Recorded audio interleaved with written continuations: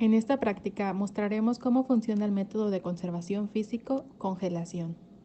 La congelación, al igual que la refrigeración, utiliza el descenso de temperatura para prolongar el periodo de conservación de los alimentos, aunque la diferencia esencial entre los dos métodos es la formación de cristales de hielo en el interior del alimento. La congelación presenta para muchos alimentos el mejor medio de conservación a largo plazo, pues asocia los efectos favorables de las bajas temperaturas a los de la transformación del agua en hielo.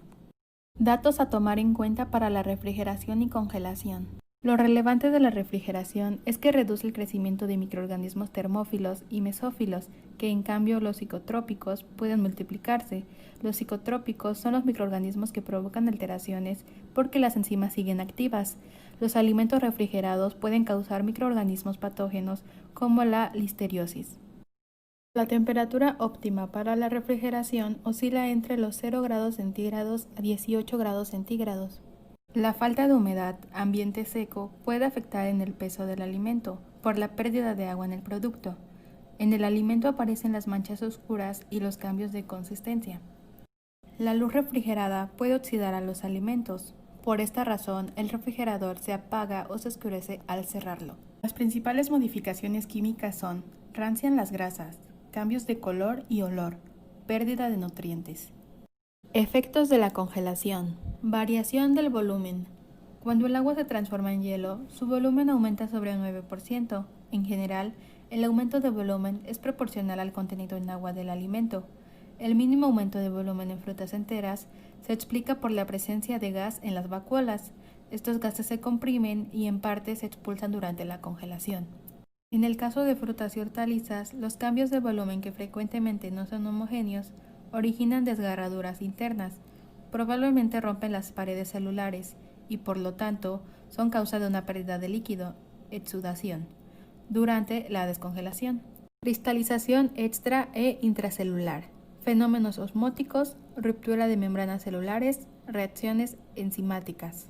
La congelación de un tejido se inicia por la cristalización de agua en los espacios extracelulares, debido sin duda a que la concentración en solutos es menor que en los fluidos intracelulares. Cuando la congelación es lenta, la cristalización extracelular, que aumenta la concentración local en solutos, provoca, por osmosis, una deshidratación progresiva de las células. Se forman grandes cristales de hielo y aumentan los espacios extracelulares, mientras que las células plasmolizadas disminuyen considerablemente de volumen. Esta deshidratación de las células desciende todavía más la probabilidad de una nucleación intracelular. En realidad, en la mayor parte de los tejidos o suspensiones de células congeladas lentamente, no se observan cristales intracelulares. Este desplazamiento de agua, que puede hacerse irreversible si sobrepasa un cierto nivel, explica en gran parte el descenso de turgencia, el despegamiento de tejidos y la exudación que se observa en numerosos alimentos al descongelar. Es la causa principal del ablandamiento de los tejidos vegetales. La expulsión de una parte del contenido celular, que puede evaluarse según el DNA presente en el exudado, tiene a veces el efecto de poner en contacto enzimas y sus substratos, especialmente pelifenol, oxidasas y pelifenoles, situados normalmente en comportamientos celulares separados. Esto motiva en los tejidos no escaldados una aceleración del pardeamiento enzimático durante la descongelación o incluso durante el almacenamiento, caso del melocotón. Cuando la congelación es rápida, la cristalización se produce casi simultáneamente en los espacios extracelulares y en el interior de las células. El desplazamiento de agua es pequeño y se produce un gran número de pequeños cristales. La modificación de textura provocadas por la salida de agua de las células por osmosis son claramente menores que la congelación lenta. También se observa en el microscopio que las membranas vegetales están menos dañadas. Es necesario resaltar que la formación de cristales intracelulares, cualquiera que sea su tamaño, siempre destruye la organización interna de las células, citoplasma, etc., deteniendo o modificando profundamente el metabolismo y provocando la muerte de la célula y tejidos. Duración del almacenamiento. El tiempo de conservación está claramente ligado con la temperatura. Varía de una forma casi inversamente exponencial con la temperatura de la cámara fría. Teóricamente debería seleccionarse la temperatura de almacenamiento para cada producto en función del tiempo de conservación previsto, que depende de la etapa de comercialización. En la práctica, la temperatura de menos 18 grados centígrados es la que se adopta para la mayoría de los alimentos. Materiales: filete de pescado, un traste en donde guardarlo. Desarrollo: 1. Guardamos el filete de pescado en un traste para poder meterlo al refrigerador. 2. Lo dejamos durante 2 semanas para poder tener un resultado más efectivo. 3.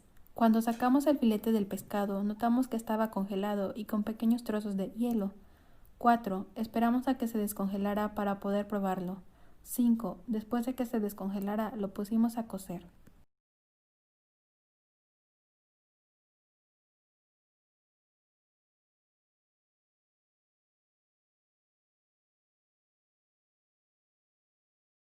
Observaciones: notamos que el pescado había cambiado, surgieron unas pequeñas manchas cafés y estaba más pálido de lo habitual. Tardó para descongelarse, así que se puso en agua durante 20 minutos. A la hora de cocerlo no hubo problema, estuvo en lumbre por 10 minutos y a la hora de probarlo no cambió el sabor.